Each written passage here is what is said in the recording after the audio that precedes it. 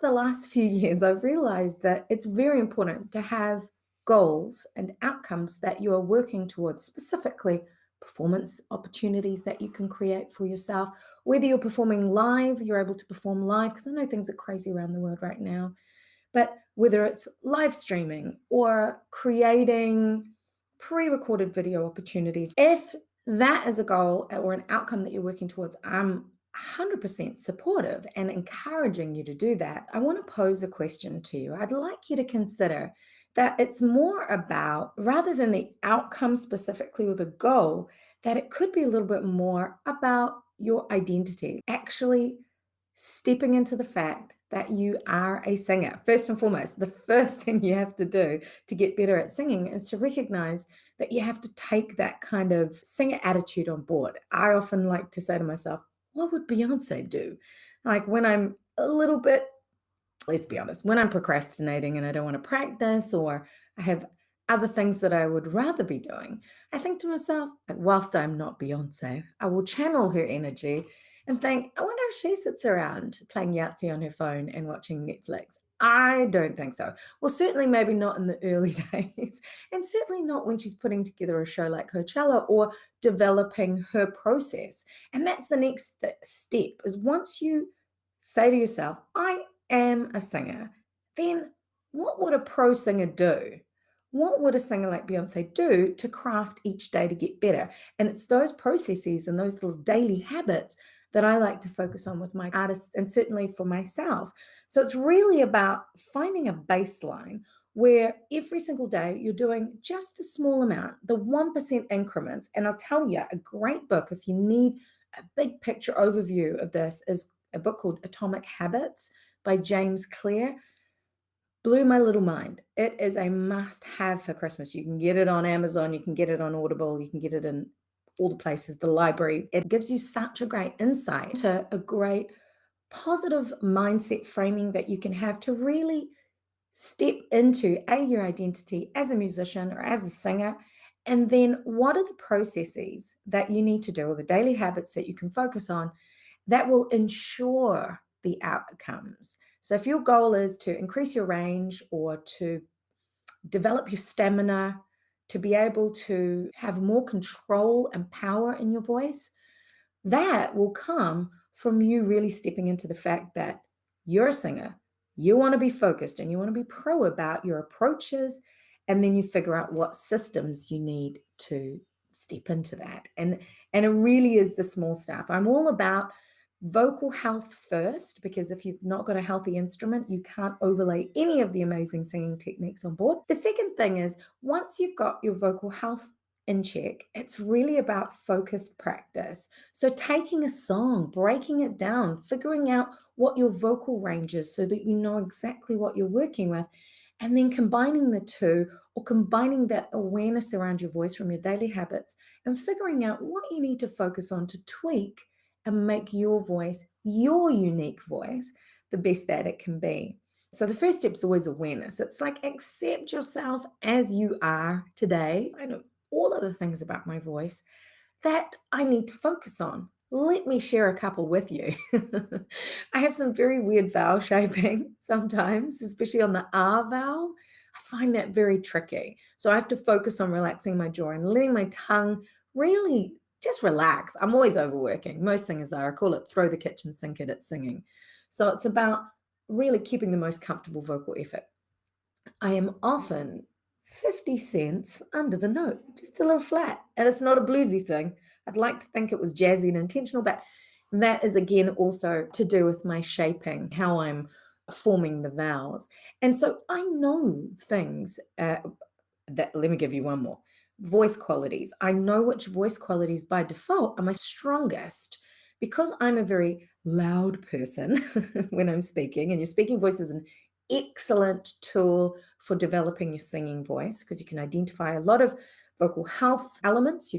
I can usually hear a lot when people are speaking about how their singing voice might perform or where their default settings are.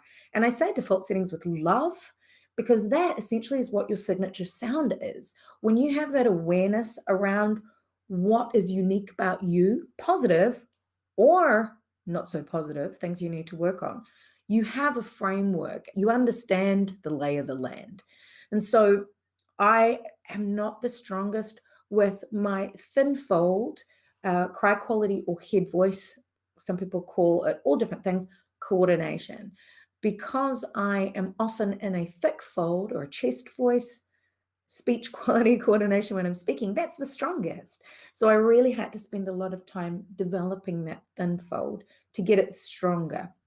So when I knew what I was really good at, it allowed me to spotlight as well what I wasn't so great at and the things that I needed to work on. Not in the sense of I'm going to beat myself up, in the sense of I know exactly what I need to work on to improve my voice and develop my confidence in my singing, primarily because I have a toolkit that I can draw from where I'm always problem solving. I would love to be the kind of singer that rocks up to a session where something is improvised and have all of the tools so well versed and so crafted that I could just smash it out.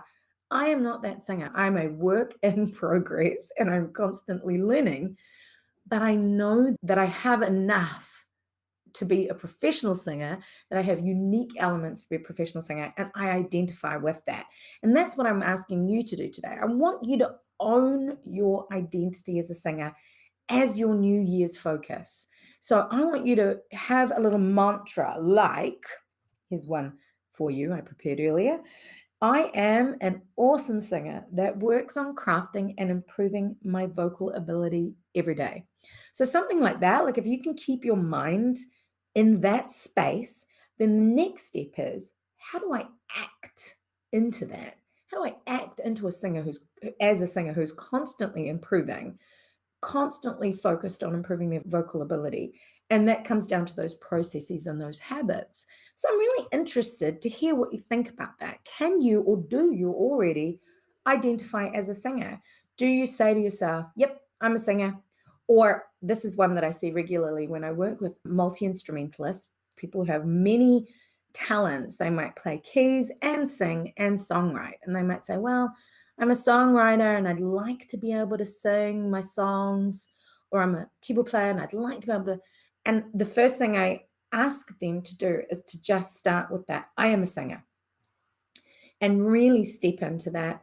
And then we work out the processes. Because I think when you focus on being what the end goal is, so you just act into it, you'll find it a lot easier to keep up with those daily habits. And the daily habits I mentioned, just so you know, that I think are really important, the three things: waking up your voice every day before you speak with a siren, being mindful of your speaking voice as you move throughout the day, and then also stretching your body and releasing tension as often as you need it. The same with the siren. It's a stretch for your voice. It's a chance to check in with your voice. It gives lots of information. You can kind of assess how your voice is doing on that day, and then you'll be able to navigate or make informed decisions about what you need, how long your warm-up might need to be, because our body houses our instruments. I really want you to be aware and be always adjusting based on what's coming out.